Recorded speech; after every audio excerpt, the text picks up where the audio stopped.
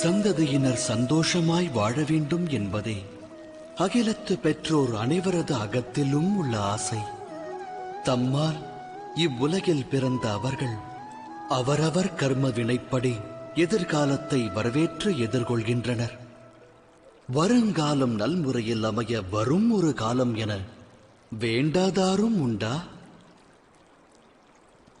எனினும் சுகம் மற்றும் பாதுகாப்பு இவ்விரண்டும் அகிலத்தாரின் கர்மாவோடு தொடர்புடையதல்லவா?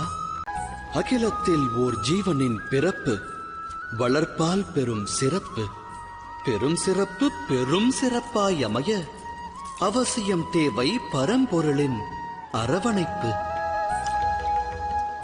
நல் வளர்ப்பு நல்லொழுக்கம் கொண்டவன் சரித்திரம் படைக்கிறான். தாய் தந்தையர் நல்லொழுக்கம் போதித்தால் சந்ததி சாதனை படைக்கும். எதிர்காலம் அவர்கள் சரித்திரம் பேசும். இருப்பினும் பெரும்பான்மை பெற்றோர்கள் தம் சந்ததிக்கு நல்லொழுக்கம் தேவை என்பதையே மறந்து அவர்கள் வளர்ச்சியின் மேல் அக்கறை காட்ட தவறிவிடுகிறார்கள்.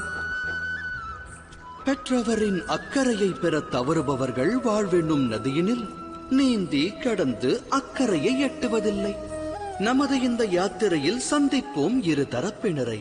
இது வென்றோர் வீழ்ந்தோர் கதை. இதில் அடங்கியுள்ளது பெரும் வம்ச விருட்சத்தின் விதை. நினைவில் பதியுங்கள் இதை.